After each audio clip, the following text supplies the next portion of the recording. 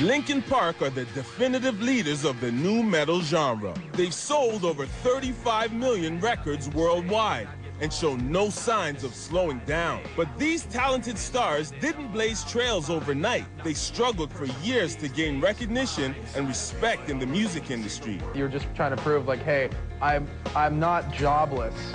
I've got a job. It's like writing music. I just don't make money at it. I don't make money at it, but I mean, I do this every day, you know? In 1999, the band formerly known as Zero had a charismatic new frontman and a fresh outlook on their careers.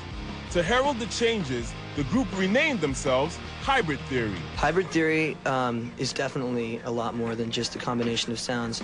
You know, we like to bring in not only the different combinations of the sounds, but we also have a heavy aspect, a softer aspect. We have a more aggressive side and a more sensitive side, even lyrically, too. So there's a lot of different ideals that go into our music. Hybrid Theory wasted no time recording a self-titled 6-song EP, which they marketed independently through the internet and a newly formed street team. In the beginning stages of the band, we were doing it on our own. I think that our 6 guys are pretty tech savvy, and in the beginning we were doing that. We started our street team on our own and packed those things up and stored all the names in our own database and contacted all those people via email. A combination of musical merit and clever self-promotion put Hybrid Theory back in the game. In no time, they built up a healthy fan base and felt confident enough to pitch their wares to labels for a second time. But although the music garnered enough interest to win some showcase opportunities,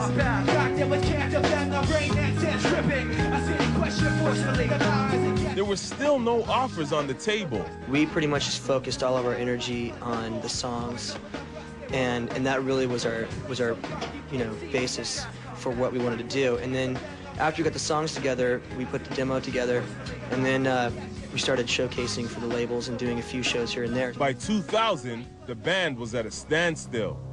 They had repeatedly solicited record labels to no avail. To make matters worse, the group discovered their name was copyrighted, and they were forced to give it up. Ever the optimists, the guys saw the incident as a sea of change and were reborn as Linkin Park. So we all just wrote a bunch of different names down on our separate lists, and I chose Linkin Park because it was a park that right by where I lived, and it just sounded good, had a good vibe. In a fateful turn of events, old friend and staunch supporter Jeff Blue paid a visit to the band. Blue had recently joined the Warner Brothers team, and he'd convinced the label to take a chance on Linkin Park.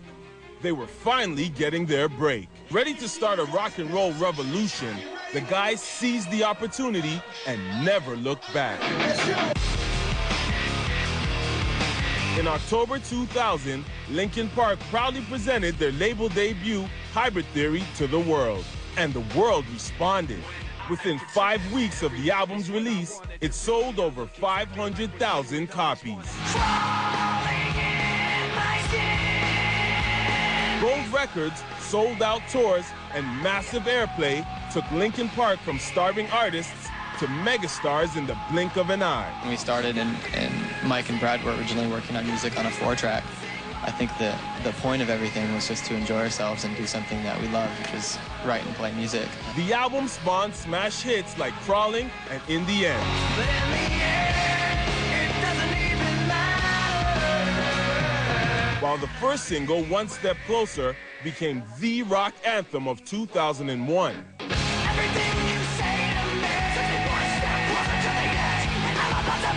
We have something that we can listen to, and we are perfectionists. You know, we really are hard on ourselves when it comes to writing music and most things like playing shows, whatever. And I think that this is something that we can listen to from beginning to end and be happy with. The band's biggest supporters connected with Bennington's honest and forthright lyrics, inspired in part by his struggles with an abusive childhood and a drug addiction in his teens.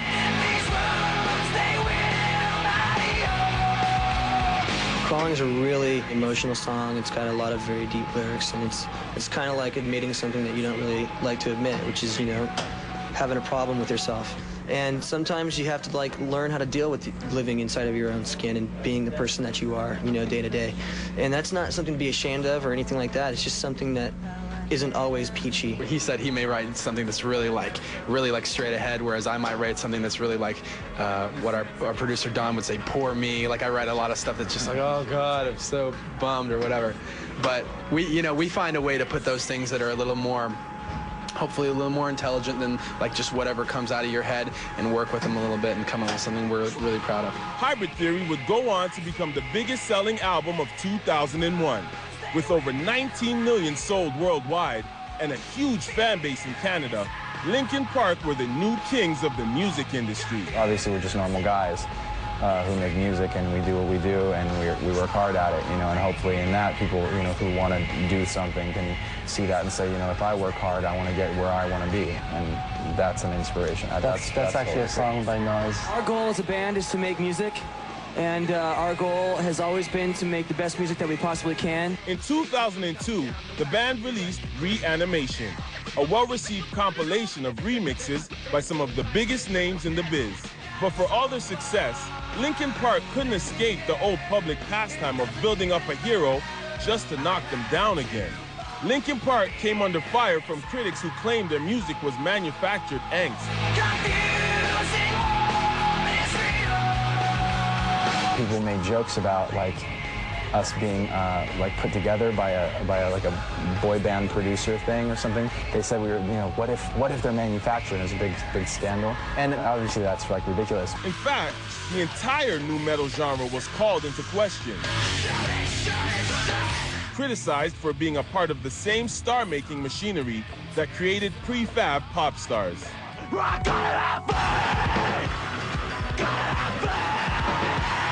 As a result, musicians began to try and distance themselves from the genre. I think you're only limited by your own imagination, and that transcends, you know, classifications, transcends rock, transcends hip-hop.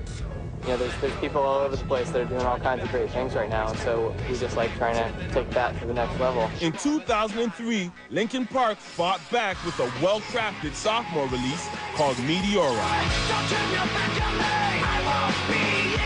The band poured their hearts and souls into every last detail of the album. Working on Meteora, it took us 18 months to do it, just because it took us that long for us to be happy with it. And then when you're finished with it, you do hope other people are going to like it and enjoy it and be into it, but you can't control that. You can only please yourself first. The group wanted to shift the focus away from sales and instead aim for a personal best.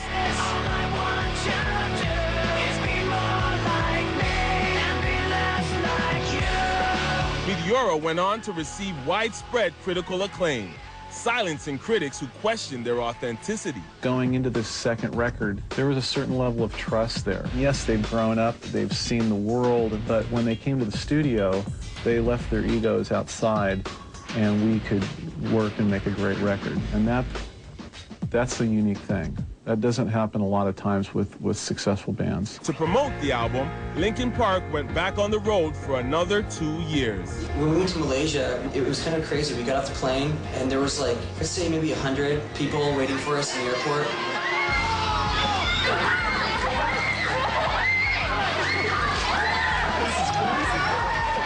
just arrived in Malaysia, and there's a few people here in Greece. It was a little frightening. I don't know if I'd like that everywhere we went. I think that would kind of get really old. A little bit of adrenaline, a little scary. But in between concert dates, the guys managed to find time to squeeze in additional projects. If you having girl problems, I feel bad for you, son. I got 99 problems, but shame one, come on. 2004 marked the beginning of an innovative collaboration with the reigning king of hip-hop, Jay-Z. I like to do different things. I like to collaborate and create well of artists, man. You just bring what you do to the table, I bring what I do to the table, uncompromised, and just whatever happens, happens.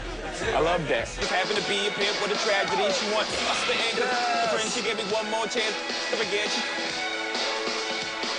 Hold on, I might have to bring out the young Jay-Z. Come on, let's go.